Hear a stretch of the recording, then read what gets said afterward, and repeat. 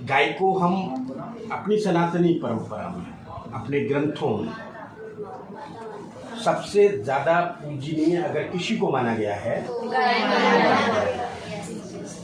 गाय में कई अपने देवी और देवता इनको हम मानते हैं, वो वास करते हैं। दूसरा, उसकी गाय की एक एक चीज़ हमारे दूध भी सबसे पौष्टिक, और इवन दैट गाय का दूध आपके ब्रेन को स्ट्रॉन्ग करता है, साफ करता है, स्ट्रॉन्ग करता है। और भैंस का, बफेलो का, वो आपकी बॉडी को स्ट्रॉन्ग करता है। तो सबसे बेटर चीज़ क्या हुई? और उसकी यूरिनल, पहले गोबर जब आपने नहीं देखा होगा, उसकी खाद बनती है। हाँ, हवन वगैरह में जब हम पूजा पाठ करते हैं तो किसी भी उपले को, कंडे को, उसको यूज नहीं करते सिवाय गाय की, क्योंकि हम उसको पवित्र मानते हैं। और इन सारी चीज़ों को फिर हमारे और भी जानवर रहते हैं, पेट एनिमल्स हैं, वही तो बाजार में मिलते हैं, उन सभी को नुकसान होता है। तो ये भी हमें बताना चाहिए कि जिसको हम पूजते हैं, जिसको हम मानते हैं, वो इन कचड़ों को, इस पॉलीथीन को ये खाते हैं, तो बीमार होते हैं और मर जाते हैं। इससे जागरूकता रहनी चाहिए। इसका गोबर आप लोगों ने नहीं देखा होगा, पहले कच्चे मकान हुआ करते थे, चबूतरे हुआ करते थे, आंगन हुआ करता था, है ना? तो सब कुछ लेपन उसी से होता था। हाँ, लीपते थे, हाथों से ही लीपा जाता था। अभी क्या है ना, अभी हमारे मकान पक्के हो गए हैं, तो हमने वॉल पेंटिंग भी कराई है, हमने पीवीसी पैनल भी लगाया है, हमने टेक्सचर वगैरह, बहुत सारी आज के टाइम पे बहुत सारी चीज़ें आ गई हैं। सब क्या था, तब यही सारी चीज़ें चलती हैं। हमारे तीज त्यौहार पर, जो हमारे फेस्टिवल होते थे, जो हमारे त्यौहार होते थे, उस समय पर इसी से हम लेपन करते थे, और सबसे ज़्यादा गाय को माना जाता है। तो ये चीज़ भी बतानी ज़रूरी है। और बताने के अलावा आप लोग भी जब स्कूल जाते हैं, आते हैं, या मार्केट जा रहे हैं, या ट्यूशन जा रहे हैं, तो आप टोक सकते हैं। सबसे बड़ी चीज़ क्या है, जब आप टोकेंगे तो आपका इम्पैक्ट सामने वाले पर, क्योंकि आप बच्चे हैं।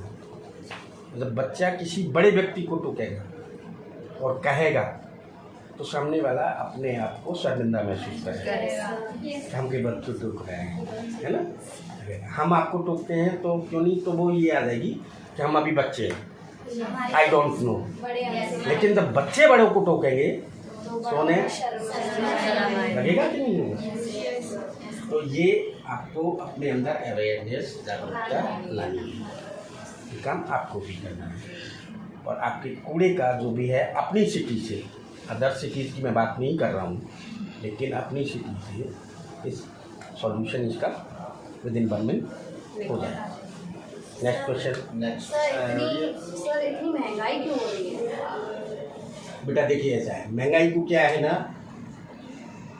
मैं एक उदाहरण देता हूँ। हमारे भारतीय जनता पार्टी के प्रधानमंत्री जी और रहे थे मोदी जी से पहले, वो कौन थे? बताओ कौन थे? अटल बिहारी वाजपेयी, नाम सुना है? वाजपेयी जी उस समय हमारे प्राइम मिनिस्टर थे। बात हुई थी एक सम्मेलन में, एक सभा में गए,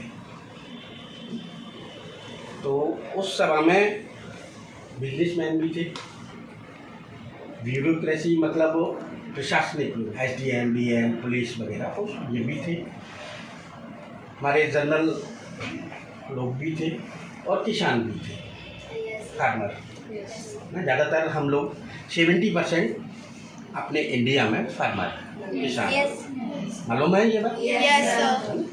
तो किसान भी थे उसमें, और कुछ लोग निचले तबके के व्यक्ति, मतलब अंतिम पायदान का, यानी कि गरीब व्यक्ति जिसके पास खाने के लिए कुछ नहीं है, वो जब कुछ करेगा तभी खा पाएगा, और एक दिन अगर उसे काम नहीं मिला तो फिर उस दिन उसके घर पर चूल्हा नहीं जलेगा, मतलब खाना नहीं पकेगा ना।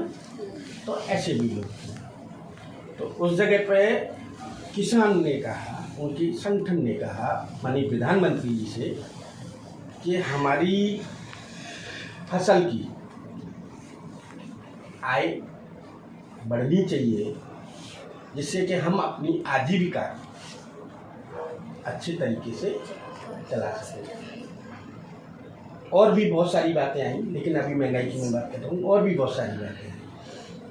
अगर हम फसल की कीमत बढ़ाते हैं तो आम जन, उसके पास तो इतना पैसा नहीं है,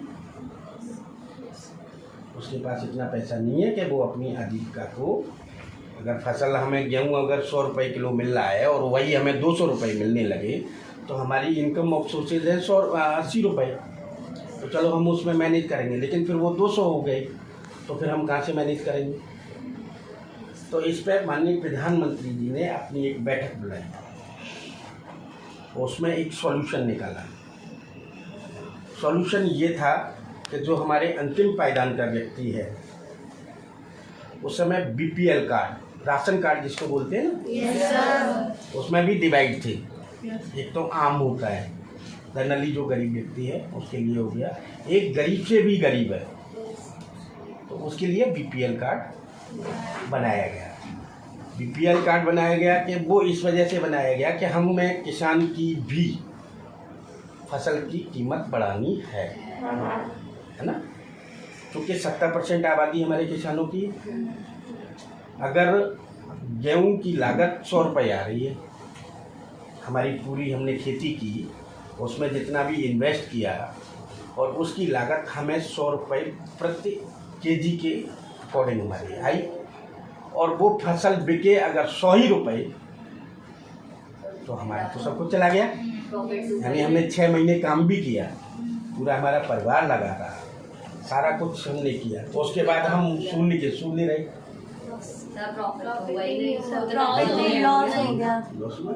तो फिर उन्होंने उसको बढ़ाया और उसका सॉल्यूशन निकाला कि जो हमारे अंतिम पायदान की व्यक्ति हैं, जो हमारी आबादी है, उसके लिए हम BPL कार्ड यानी free of cost, without any किसी चार्ज के, हम उनको वो प्रोवाइड करेंगे। कुछ चीज़ें ऐसी होती हैं, उस चीज़ को हम ये समझने लगते हैं कि महंगाई बढ़ रही है। कुछ बिजनेस टाइकून होते हैं, वो अपने फ़ायदे के लिए स्टॉक पूरी मार्केट का उन्होंने देखा।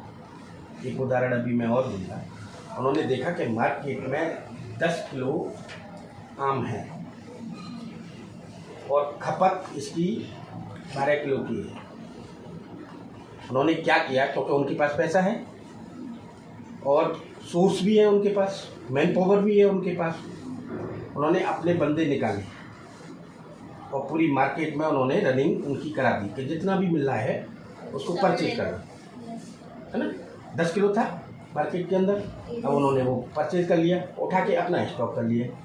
अब मार्केट में नहीं है, अब जो चीज़ मार्केट में नहीं होगी तो फिर उसका क्या होना है, ऑफिशियली पैसे बढ़ाएंगे। तो कुछ ऐसी भी बातें होती हैं, ऐसे लोग करते हैं। एक उदाहरण और मैं देता हूँ, आपको जो सूखा पाउडर आता है दूध का, जानते हैं, देखा होगा। तो पहले ये जो पाउडर था ये कंपनी ने स्टार्ट किया, लेकिन इसको मार्केट में क्योंकि उस समय पे हमारी जो स्थितियाँ थी, इन सारी चीज़ों को हम डिनाई करते थे, निगलेक्ट करते थे कि ये क्या है, कैसे है, क्या ना। दूध जब सीधा मिल रहा है तो हम इसको क्यों लें। तो उन्होंने क्या किया, वो अपना प्रोडक्ट मार्केट में निकाला, लेकिन मार्केट में वो प्रोडक्ट कैच नहीं किया, हम लोगों ने उसको डिनाई कर दिया, क्योंकि उन्होंने उसमें बहुत सारा इन्वेस्ट किया था। और जो इन्वेस्टर होगा, अगर वो इन्वेस्ट इतना करेगा तो फिर तो वो या तो कुछ ना कुछ करे, हो सकता है गलत भी करे, और नहीं तो फिर वो बर्बाद हो जाएगा, डिस्ट्रॉय हो जाएगा।